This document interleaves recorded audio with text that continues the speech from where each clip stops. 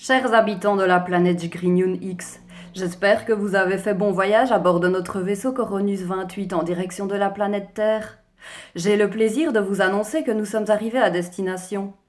Je m'appelle Souziana et je serai votre guide tout au long de cette visite. Vous pourrez observer ici les derniers spécimens humains dans leur environnement originel, dit anciennement la planète bleue, mais rebaptisé aujourd'hui la planète sèche. Comme vous le savez, le genre humain, espèce expérimentale, accidentelle et défectueuse, s'est massivement autodétruite par faute d'adaptation à son environnement. Ainsi que vous le voyez sur votre droite, l'individu humain se constituait de trois grands centres opératoires. Premièrement, au niveau de la tête, un cerveau pour penser. Deuxièmement, un cœur à hauteur de la poitrine pour ressentir et se relier aux autres.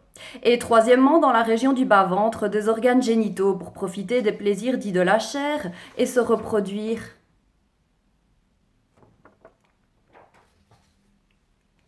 La défectuosité de cette espèce est manifestée par une hyperemphase du premier centre opératoire, le cerveau.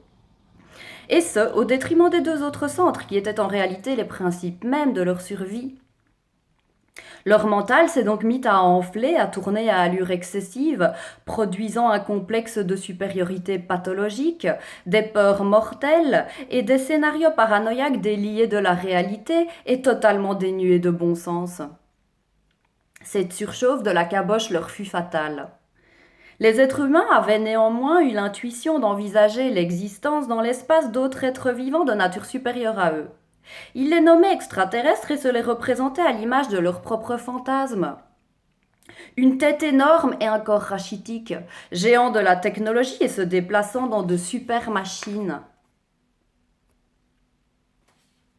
Et oui, exactement l'inverse, puisqu'en réalité, vous présentez une poitrine surdimensionnée, abritant un cœur énorme et des sexes de taille importante pour jouir de la vie comme il se doit.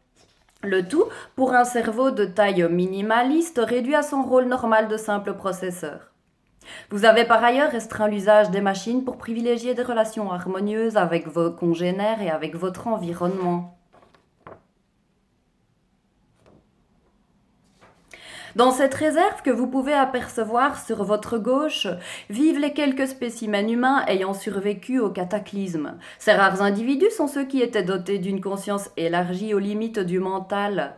Bien conscients donc qu'ils avaient une âme, ils ont continué à la nourrir clandestinement par les arts, la musique, le contact avec la nature et les animaux, et bien sûr en cultivant la jouissance du corps, en lui offrant des sensations de bien-être et de plaisir.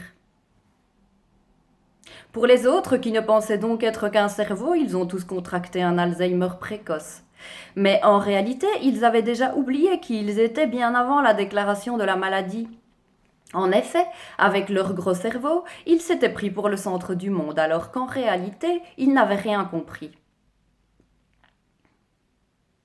Chers extraterrestres, nous arrivons au temps limite de notre visite. L'atmosphère de cette planète étant toujours en cours de dépollution, il pourrait être nocif d'y séjourner plus longtemps. Merci à tous pour votre attention et pour votre participation à ce voyage essentiel. Et si vous avez des questions, merci également de les garder pour vous. Je suis incapable malheureusement d'y répondre puisqu'en tant qu'être humain de grade moyen, j'ai été lobotomisé. En effet, pour assurer ma survie, il me fallait tout oublier.